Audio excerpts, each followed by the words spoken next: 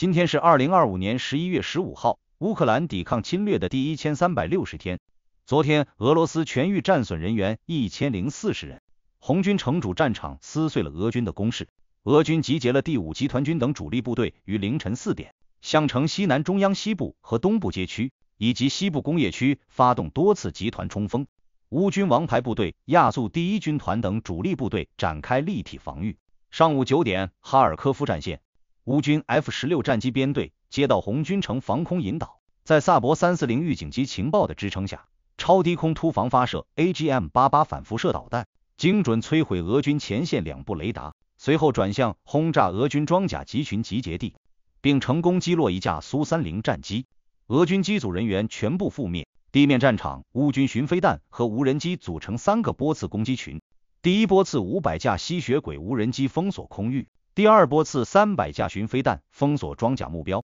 第三波重型无人机投掷反坦克炸弹。俄军第114摩托化步兵团在乌军无人机的打击下溃不成军。战至18时，乌军成功击退俄军10次解围进攻，成功击毙潘多拉部队的中校指挥官加夫林，这位2014年就和乌克兰为敌的顽固分子，最终葬送于乌军的精准打击下。乌军收复西部工业区3个关键据点，战线推进至城市西郊铁路沿线扎波罗热战线。斯尔斯基总司令亲赴前线视察并颁发奖章，极大鼓舞了士兵的作战士气。中午12点，俄军试图利用南部平原地形发动装甲突击，乌军依托无人机和火烈鸟巡航导弹形成远近协同，精准打击了俄军的油料补给站和装甲集群，遏制了俄军的进攻势头。战线稳定在奥利西夫至托克马克一线，全线歼敌210人，摧毁装甲战车8辆。库皮扬斯克战线，此前被俄军围困于城南的乌军发起突围，同时切断了 G79 公路俄军补给线。当日傍晚，乌军增援部队从西南方向迂回，和城内的守军形成了夹击之势，粉碎俄军3次解围企图。战线向城东奥斯科尔河方向压缩，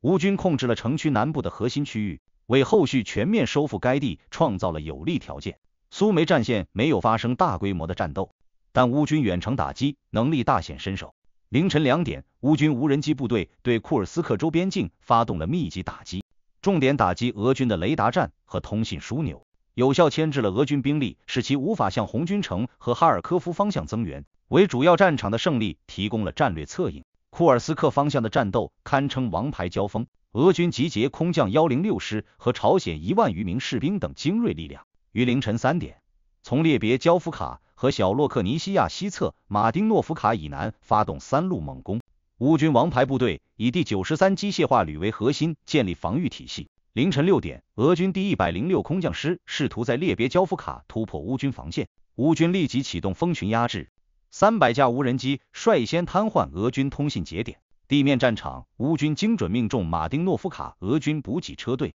车臣204特种作战团损失惨重，被迫向南收缩战至。19点，战线向北推进2000米，俄军第34摩步旅第9摩步团因伤亡过半退出一线作战。别尔哥罗德战线成为乌军牵制俄军的关键战场。上午10点，乌军无人机部队和特种部队协同作战，对边境的俄军集结点发起突袭，重点打击俄军第49集团军指挥所和弹药库，成功摧毁2座弹药库，迫使俄军从库尔斯克方向抽调第72摩步师部分兵力回防。凌晨2点，布良斯克方向，乌军无人机部队袭击了俄军雷达站和通信枢纽，利用夜色掩护突破俄军防空间隙，摧毁1个通信中继站和3座雷达站。此次打击让俄军在布良斯克至库尔斯克的情报传输中断了6个小时，严重影响了战场协同作战能力。赫尔松战场，乌军第65独立机械化旅依托第聂伯河右岸的阵地，